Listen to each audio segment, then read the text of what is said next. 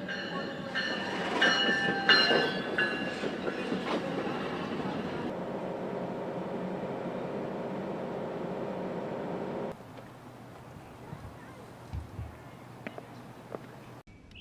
afternoon, everybody. This morning, Secretary Napolitano announced new actions my administration will take to mend our nation's immigration policy, to make it more fair, more efficient, and more just, specifically for certain young people, sometimes called dreamers. Now, these are young people who study in our schools, they play in our neighborhoods, they're friends with our kids, they pledge allegiance to our flag. They are Americans in their heart, in their minds, in every single way but one, on paper.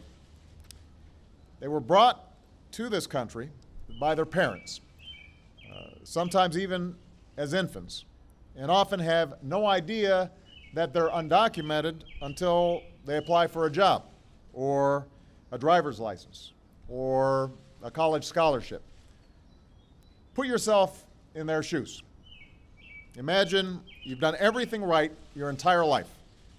Studied hard, worked hard, maybe even graduated at the top of your class, only to suddenly face the threat of deportation to a country that you know nothing about, with a language that you may not even speak. That's what gave rise to the DREAM Act.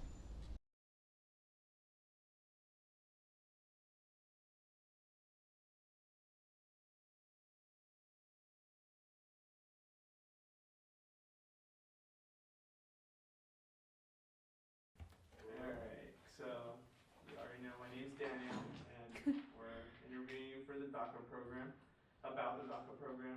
So really quick, we just want to know, how did you hear about the DACA program? So I would say it was around July of 2012 when the program was first introduced. I remember the five of us being in our living room. So it was me, my parents, my brother and his wife. And I remember President Barack Obama having some kind of press conference, and I can't remember in what room it was, but I just remember seeing his face, and for the next, I want to say 30 minutes, he announced what the program entailed. He mentioned a few of the requirements, and I just remember being there in silence, and right after it was over, I remember all the questions we had. My parents were scared. I didn't know what to think. I was kind of really happy because I knew if it was coming from him, it was something real. It was finally something that I can actually kind of put my hopes, my dreams into, because before that was introduced, people like me that were a little bit older, even by 1 or 2 years older, they had to depend on getting a fake MiCA, having a fake social, and that has consequences on real Americans whose socials are impacted by that. Whether they're elderly or young, it still has an impact. And so I never wanted to be a part of that. I never wanted to work under the table, not paying taxes. I didn't want anything to do with that.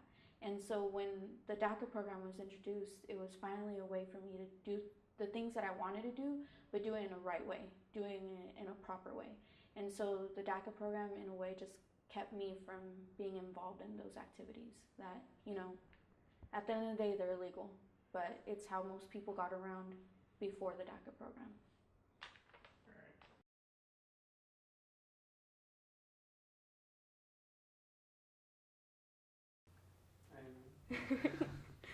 Well, DACA has been a great opportunity for us dream students.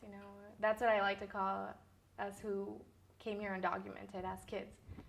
Because a lot of people, they see us as people who broke the law, and it's hard for me to say that or believe that because we were little when we were brought here. So I'd like to believe that we deserve the opportunity, especially if, we've stayed out of trouble and we've contributed to our community. So I'm very grateful for DACA and the opportunities it's given me and what I'm able to take advantage of now.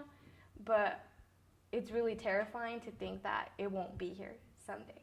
That maybe with the new presidency, the way things are going, if we were threatened and it was taken away, then what becomes of us, pretty much. Because this is what we've grown up in, this is our home, pretty much. Mexico is a place we don't know, or where we came from is a place we don't know anymore. And it's just childhood memories that some of us have. So I'm hopeful, you know, that they see that potential in us, and they see that we want to contribute to the United States because it's our home. And I'm hoping that they give us a shot and give us that pathway to citizenship someday. It'd be nice. You guys have any questions? I don't know how I want it all to conclude.